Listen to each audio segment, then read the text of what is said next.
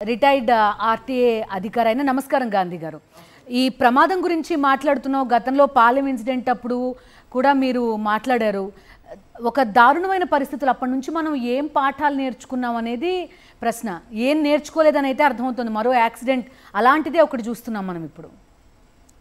ఈ ప్రమాదాలు నిజానికి అమాయకులైనటువంటి ప్రయాణికుల యొక్క ప్రాణాలను బలిగొంటున్న మాట వాస్తవం. ప్రజల యొక్క ప్రాణాలను కాపాడటానికి చట్టాలు ఉన్నప్పటికీను ఆ చట్టాలని సక్రమంగా నిర్వర్తించవలసినటువంటి లేదా బాధ్యత వహించవలసిన అధికారులు నిర్లిప్తంగా ఉండటంతోనూ బస్సు యజమానులు లాభాపేక్షతో ప్రమాణాలకు నిర్దిష్టంగా లేని వాహనాలని రోడ్డు మీదకి తిప్పటంతో ప్రయాణికులు మధ్యలో బలైపోతున్నారు.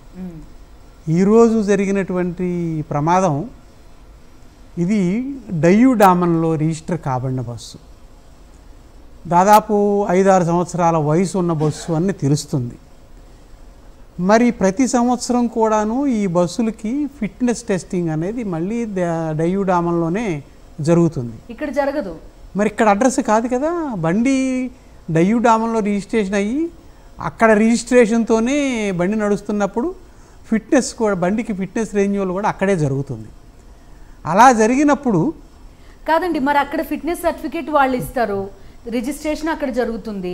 కానీ మరి ఇక్కడ ప్రభుత్వాలు ఎట్లాగా దీన్ని అనుమతిస్తాయి ఇక్కడ రోడ్లపై నడవడానికి? ఇక్కడ ప్యాసింజర్లు మోటారు వాహనాల చట్టం ప్రకారం ఏ వాహనమైనా భారతదేశంలో ఎక్కడైనా రిజిస్టర్ కాబడవచ్చు. చట్టపరంగా ఏ ప్రాంతంలో అయినా తిరగవచ్చు. కానీ ఆ బండిని రిజిస్ట్రేషన్ చేసేటప్పుడు ఆ వ్యక్తికి అక్కడ ప్రాపర్ అడ్రస్ ప్రూఫ్ ఉందా లేదా, ఆ వ్యక్తి నిజంగా ఆ ప్రాంతంలో నివసిస్తున్నాడా అనేది నిర్ధారణ జరగాలి. ఆ వ్యక్తి ఆ బస్సును నిజంగా అక్కడ ప్రొడ్యూస్ చేశాడా, ఆ బస్సు నిబంధనలకు అనుగుణంగానే తయారు కాబడిందా. ఎందుకంటే ఇది ఓల్వో బస్సు తయారు చేసేది ఓల్వో వాళ్ళు, బస్సు బాడీ కన్స్ట్రక్షన్ చేసేది ఆయన వేరే ఆథరైజ్డ్ డీలర్స్. వాళ్ళు కూడాను ఈ బస్సు బాడీ నిర్మాణంలో కూడా ప్రమాణాలు పాటించాలి.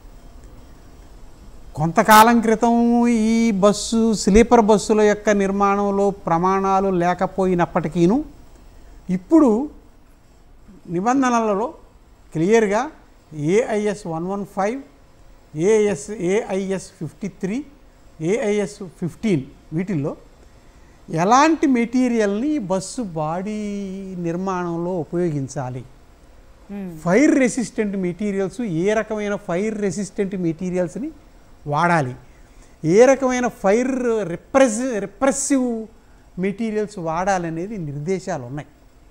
అలాంటి మెటీరియల్స్ని మాత్రమే వాడాలని ఉన్న నేపథ్యంలో ఈ బస్సు ఎందుకు అలాంటి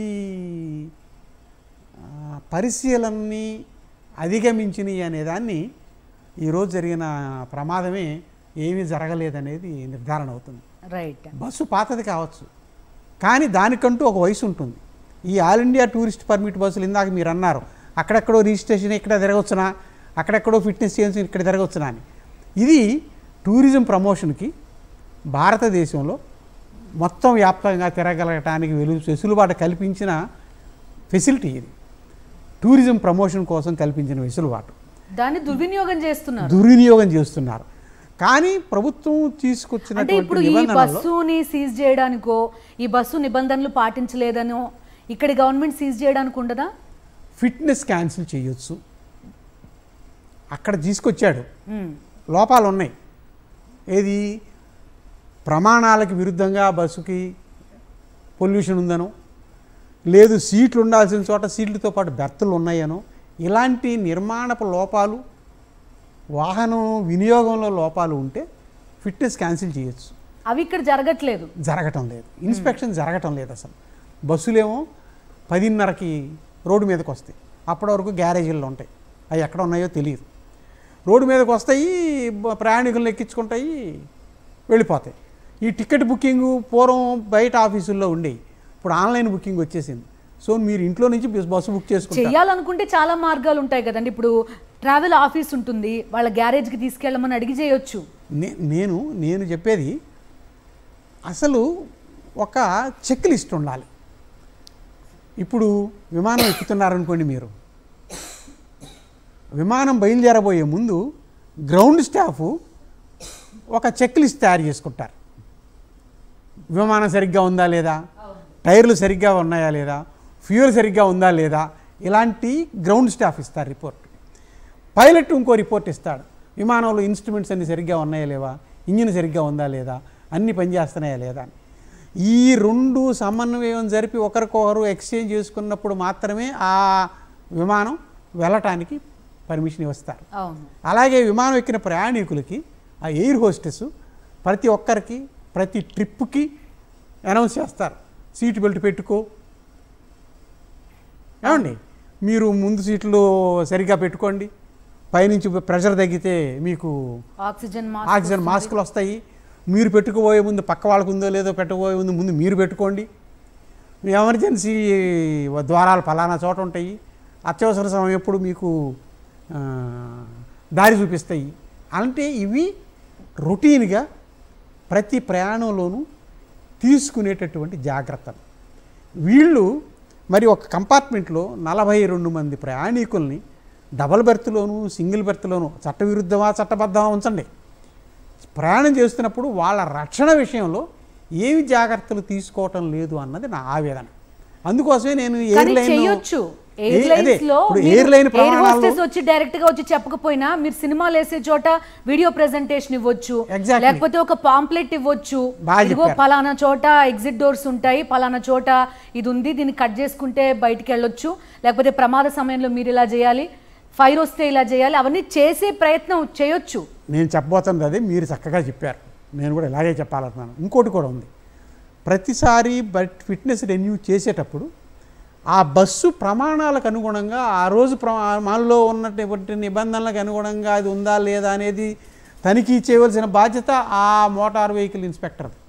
అంటే బండిలో ఫైర్ ఎక్స్టింగ్విషర్స్ ఉన్నాయా లేవా, బండిలో స్మోక్ సెన్సార్స్ ఉన్నాయా లేవా, బండిలో ఫైర్ సెన్సార్స్ ఉన్నాయా లేవా, గ్లాసును బద్దలు కొట్టి అపాయ సమయంలో బయటికి వెళ్ళటానికి హ్యామర్లు ఫిక్స్ చేశారా లేదా, పెట్టిన ప్లేసులు ప్రామినెంట్గా కనపడుతున్నాయా, డ్రైవర్ దగ్గర అలారం బట్టలు ఉండాలి, ఏదన్నా అనుకోని ప్రమాదం జరిగి తను అందరికీ చెప్పలేని పరిస్థితిలో ప్రమాదం బటన్ నొక్కితే సౌండ్ బస్సు మొత్తం వినపడి ప్రయాణికులు అందరూ జాగ్రత్తగా ఉండటానికి. అంటే ఇలాంటి నిబంధనలు ఉన్నప్పటికీను పాటించకుండా ఉంటే, దాన్ని పర్యవేక్షించాల్సిన అధికారులు పర్యవేక్షించకపోతే, నీ పెట్టవలసినటువంటి వాహన యజమానులు అలాంటివి చెప్పకపోతే ఇవన్నీ కాస్ట్ కట్టింగ్ ఎఫర్ట్స్.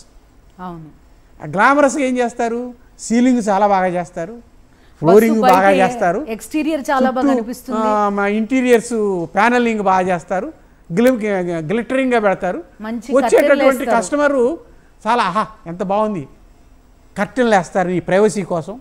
వాళ్ళు వేయకపోయినా కానీ వీళ్ళు వేయించుకుంటారు, వాళ్ళు పక్కకు లాగినా కానీ వీళ్ళు లాక్కుంటారు, లోపల ఉన్నది ఎవరికి తెలియకూడదని వాళ్ళు ఏం చేస్తున్నారో నిద్రపోతున్నారు అనుకుంటారని. అంటే ఇవన్నీ కూడా ఏంటి, ఏదన్నా అగ్ని ప్రమాదం జరిగితే ఆ అగ్ని యొక్క వ్యాప్తిని పెంపొందించేయే కానీ తగ్గించేవి కాదు. ఫైర్ రిప్రెసెంట్స్ ఆర్ ఫైర్ ఇన్ఫ్లేమబుల్గా ఉండే కాకుండా ఉండే మెటీరియల్ వాడాలన్న జ్ఞానం ఈ యజమానులకు ఉండలేదు. ప్రజలకు అవగాహన కల్పించాల్సిన వాళ్ళు అవగాహన కల్పించడం లేదు. మనకి ఏం కావాలో ఎక్కేటప్పుడు మీరు చూసుంటారు, డబుల్ బెర్త్ దగ్గర నిచ్చెన ఉంటుంది పైకి ఎక్కడానికి, అవి 2 రాడ్లు 3 అడ్డం రాడ్లు. ఎక్కడానికి నువ్వు కంఫర్టబుల్గా ఎక్కగలుగుతున్నా దిగేటప్పుడు అడావుల్లో దిగేటప్పుడు you don't find them where to keep your leg and how to get down. ఇలాంటి ప్రమాద పరిస్థితుల్లో అలాంటి ఇంకా కేయాస్ ఉన్నప్పుడు ఎలా దిగలుగుతారు? ఎగ్జాక్ట్లీ ఇలాంటి పరిస్థితులు ఉన్నప్పుడు ఈ ప్రమాదం జరిగింది. అందులోనూ మనకు వస్తున్న వార్తలు బండి కాగితాలన్నీ సక్రమంగా ఉన్నాయట, ఇన్సూరెన్స్ వ్యాలిడ్గా ఉంది, ఫిట్నెస్ వ్యాలిడ్గా ఉంది, బండికి ట్యాక్స్ కట్టారు, పర్మిట్ ఉంది, ఆల్ ఇండియా పర్మిట్ ఉంది, అన్నీ బాగానే ఉన్నాయి. అల్లుడి నోట్లో మాత్రం శని ఉంది. ఎందుకు? సరిగ్గా ఉండాల్సిన చోట సరిగ్గా లేదు, సరిగ్గా ఉండనవసరం లేని చోట అతిగా పెట్టేసి ప్రయాణికుల యొక్క రక్షణ తగ్గించేశారు. రైట్ అండి గాంధీ గారు, మళ్ళీ మనం కంటిన్యూ చేద్దాం.